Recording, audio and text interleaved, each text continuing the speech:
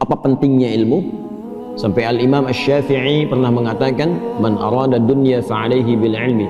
Kalau ingin sukses dunia, mesti pintar, mesti punya ilmu, belajar. Ya, karena itu pembuka dalam Al-Quran, wahyu pembuka menggunakan kata iqra, baca. Baca itu gerbang pertama pengetahuan. Orang banyak baca, banyak pengetahuan, potensi tinggi mendapatkan peningkatan status kedudukan di dunianya. Makanya coba lihat ya, ukuran materi dunia pun itu ilmu melekat. S1, S2, S3, salary-nya beda kan? Ya, kehormatannya beda kan? Nah, jadi kalau ingin meningkat dunia, kata Imam Asy-Syafi'i, tingkatkan pengetahuan dan belajarnya sampai paham. Jangan cuma datang, duduk paling belakang, nggak nanya, ya, terus ujian minjem catatan teman sehari sebelumnya. Ya, sampai paham, sampai mengerti, sehingga jadi pakar di bidangnya. Jangan tanggung, ya. Fikih sekalian, kata Quran fikih sekalian. Quran surah 9 ayat 122. Insan beriman tuh kalau belajar, ya, dia pastikan apa yang dia pelajari paham, tidak keluar dari ruangan sampai dia mengerti apa yang dipelajari. Lihat tafaqahu fid din.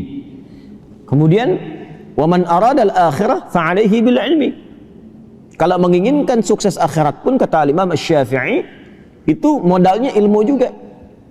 Ilmu juga. Ya, bagaimana bisa salat kalau nggak ada ilmunya? Ya, bagaimana bisa zakat dengan benar kalau nggak tahu ilmunya? Kepada siapa dikeluarkan? Kalau nggak tahu ilmunya, nggak paham cara menunaikan salat, nggak tahu bilangannya, besok-besok nanti subuh 4 rakaat. Ya, kalau nggak tahu tentang ilmu akidah dengan benar, didoktrin orang, tiba-tiba tembak orang, bom orang, bunuh orang dengan cara yang tidak benar, alih-alih pengen ke surga, masuknya neraka jahanam, nggak keluar-keluar. Hati-hati. Wa may yaqtul mu'minan muta'ammida fajaza'uhu jahannam wa ghadiballahu 'alaihi khalidan fiha wa ghadiballahu 'alaihi wa la'anahu wa 'adda lahu 'adzaban 'azima.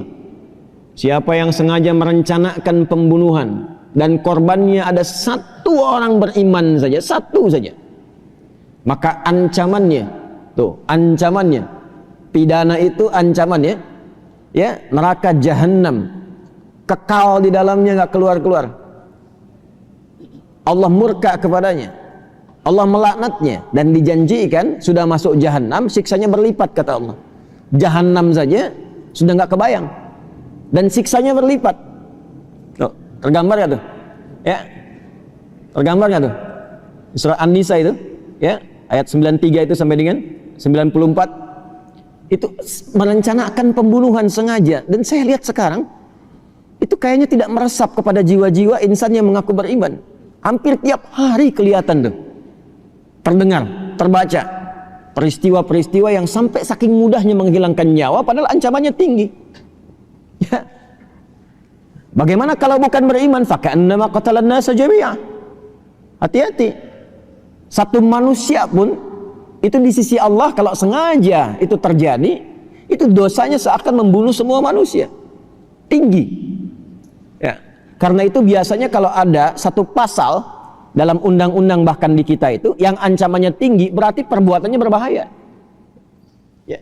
Coba lihat narkoba itu kan, terorisme dan macam-macam yang lainnya, ancaman pidananya tinggi kan, hukuman mati atau bahkan seumur hidup. Intinya ingin menunjukkan ada perbuatan yang sangat berbahaya, jangan dilakukan. Ya, nah itu sebetulnya sudah fitrah kehidupan. Al-Quran membawa fitrah yang sama, kenapa disoal? Ya, jadi ketika ada hukum misal semacam, kata Allah disampaikan, ini ya, daripada orang mencuri, potong tangannya. Kalau orang mau bunuh, pikir dulu, dikisos nanti dibunuh lagi, ancamannya hukuman mati. Pembunuhan, ya, ancamannya hukuman mati. Dikisos tuh hukuman mati ancamannya, ya, untuk pembunuhan. Kenapa mesti disoal? Kan sama saja dengan logika berpikir dalam konteks hukum manusia. Ya, yang ditetapkan ini menunjukkan bahwa ada perbuatan yang sangat berbahaya, jangan dilakukan. Karena itu spirit Qurannya mengatakan, walakum fil qisasi hayatun ya ulil albab. Kalau Anda berpikir, bukan masalah menghukumnya, tapi di balik itu ada penjagaan terhadap maslahat kehidupan yang kalau diancam dengan ancaman yang tinggi cenderung memotong orang untuk berbuat yang salah. Jelas ya? Nah, itu ilmu. Karena itu saking tingginya ilmu, hal pertama yang diberikan kepada Adam alaihissalam sebelum turun ke bumi itu bukan harta, bukan kedudukan, tapi ilmu. Quran surah kedua ayat 31,